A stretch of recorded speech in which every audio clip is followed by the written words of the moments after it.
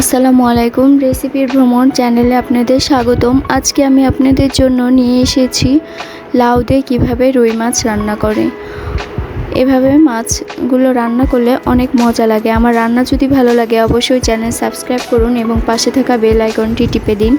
পারলে like, comment, share করে দিন। দেখুন, আমি চলে যাচ্ছি মূল রান্নায়। আমি এখানে মাছগুলোকে হলুদ, লবণ এবং মরিচের গুঁড়ো দিয়ে ভেজে নিয়েছি। মাছগুলোকে মূলত একটু কড়া করে ভেজে নিয়েছি। আপনারা যে যেমন খেতে পছন্দ করেন সেই অনুযায়ী ভেজে নিতে পারেন।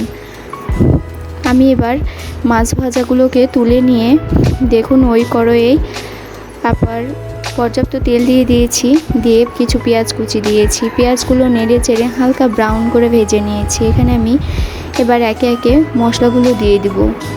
আমি এখানে 1 চামচ আদা বাটা, 1 চামচ জিরা বাটা দিয়েছি, 1 চামচ হলুদের গুঁড়ো দিয়ে দিয়েছি এবং এখানে মরিচের গুঁড়ো অ্যাড করে দিয়েছি।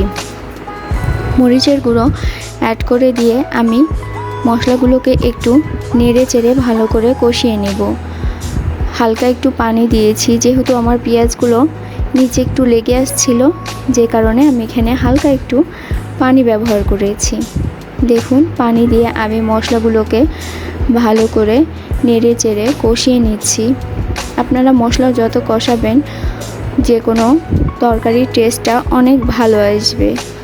দেখুন, আমি মশলাগুলোকে নেড়ে চেড়ে এভাবে কষিয়ে নিচ্ছি। মশলাগুলো নেড়ে চেড়ে এভাবে কষানো যখন হয়ে যাবে তখন এর ভেতরে আমি আগে থেকে লাউগুলো কেটে রেখেছিলাম, স্লাইস করে কেটে ধুয়ে রেখেছিলাম, সেই লাউগুলো অ্যাড করে দেব।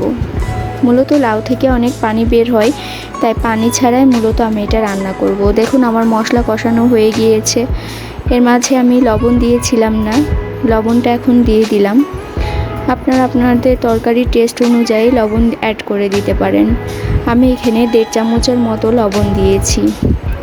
লবণ দিয়ে আমি নেড়ে চেড়ে মশলাগুলোকে আরও কিছুক্ষণ কষিয়ে নিয়েছি। এবার দেখুন, আমি লাউগুলোকে কিভাবে কেটে রেখেছিলাম, ঠিক এভাবে ছিলে কেটে ধুয়ে রেখেছিলাম, এখন পানি ঝরিয়ে রেখেছিলাম। এই লাউগুলোকে এখন এখানে দিয়ে দিচ্ছি। লাউগুলোকে দিয়ে নেড়ে চেড়ে ঢাকনা দিয়ে ঢেকে দিব। এখানে আমি কোনো পানি ব্যবহার করব না, লাউ থেকে অনেক পানি বের হবে। মূলত এই পানিতেই আমার তরকারিটা প্রায় সেদ্ধ হয়ে আসবে। দেখুন, আমার লাউগুলো দেওয়া প্রায় শেষ। আমি নেড়ে চেড়ে মশলাগুলো লাউয়ের সঙ্গে ভালো করে মিশিয়ে নিচ্ছি। মিশিয়ে নেওয়া হয়ে গেলে আমি কিছুক্ষণ এটা ঢাকনা দিয়ে ঢেকে দিব, যতক্ষণ না পর্যন্ত আমার এটা হয়ে আসে। যখন ঢাকনা দিয়ে ঢেকে দেওয়ার পর আমার এই তরকারিটা হয়ে আসবে, ঠিক এ পর্যায়ে আমি ততটুকু পরিমাণ পানি দেব যতটুকু পানি দিলে আমার শুধু ঝোলটা হয়। দেখুন, লাউগুলো তরকারির সঙ্গে ভালো করে মিশে গেছে এবং ভালো করে নেড়ে চেড়ে আবার আমি এগুলো মিশিয়ে দিচ্ছি, উল্টিয়ে পাল্টিয়ে দিচ্ছি। আমার লাউগুলো প্রায় সেদ্ধ হয়ে আসবে এভাবে ঢাকনা দিয়ে ঢেকে রাখলে। লাউগুলো যখন সেদ্ধ হয়ে আসবে তখন আমার প্রয়োজন অনুযায়ী যতটুকু ঝোল প্রয়োজন ঠিক ততটুকুই আমি এখানে দিব। এর বেশি ঝোল আমি এখানে দিব না, যেহেতু লাউয়ের তরকারি বেশি ঝোল হলে ভালো লাগে না। দেখুন, আমি ঢাকনা দিয়ে আরও কিছুক্ষণ ঢেকে রেখে দিচ্ছি এবং হওয়া পর্যন্ত অপেক্ষা করছি। আমার তরকারি হয়ে এসেছে। এখন আমি পানি দিয়ে দিলাম।